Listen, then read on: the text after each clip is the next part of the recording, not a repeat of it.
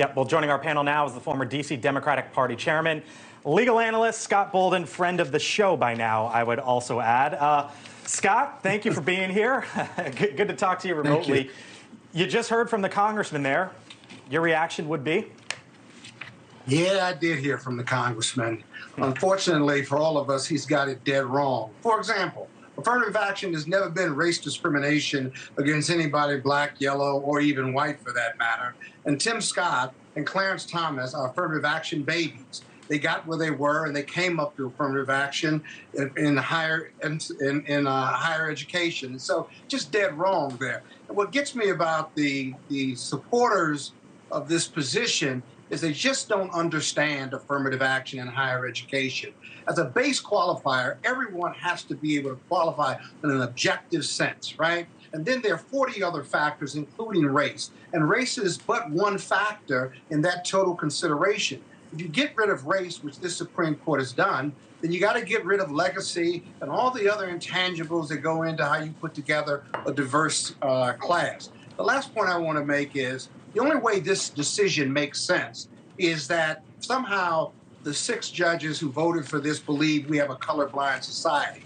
By legal fiat, you cannot stop race discrimination. We got systemic discrimination. Anybody who believes that we're in a colorblind society right now just doesn't get it. It's not reverse discrimination to correct the wrongs of racial discrimination against black and brown people. And if it currently exists, then there's no kind of time limit on when those corrective actions and the 14th Amendment, which was to free people from not only just slavery, but to integrate them into the mainstream and to correct prior racial bias. And so this decision is just wrong-headed. There's going to be follow-up litigation on this because the institutions of higher academic learning really don't have any guidance in regard to whether if a student writes an essay and says race played a factor, can they consider that or not? So they look for more litigation in this regard. There was a lot there, Scott. That was quite a bit. You two want to take it up?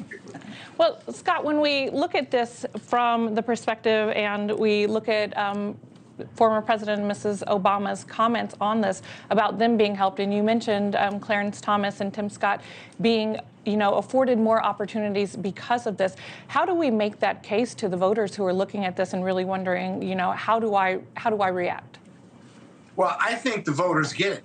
I think the statistics or the reports I've seen that over 63% of the American people support a form of affirmative action as a way of addressing prior race discrimination. So I think they get it a lot, and that's Republicans and Democrats. I am not for, by the way, let's be real clear, and I don't think any Democrat thinks that we want to replace, that I should get a job because of the color of my skin, despite whether I'm qualified or not. You need a base qualifier. Right? And then once I'm base qualified and I compete with everyone, whether I'm practicing law or whether I'm trying to get into the college or university, if there are other 40 factors that like Harvard or UNC considered, then race being one of the factors, race can be outweighed by 39 other factors. This whole concept that we're doing reverse discrimination against white students or Asian students is nonsensical, because that's really not how the program operates. Here's what the House Speaker Kevin McCarthy said earlier today in response to this, top Republican here in Washington, quote, "The Supreme Court just ruled that no American should be denied educational opportunities because of race. Now students will be able to compete based on equal standards and individual merit. This will make the college admissions process fairer and uphold equality under the law." You think he has it right there?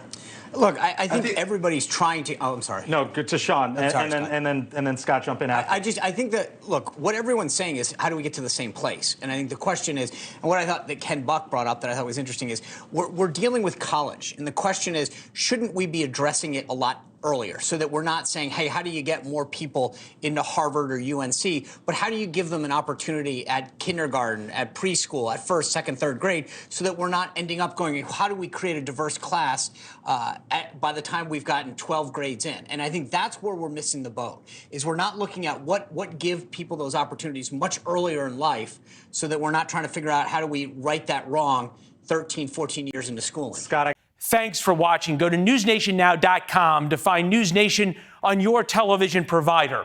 And don't forget to subscribe. Click the red button to get more of NewsNation's fact-driven, unbiased coverage.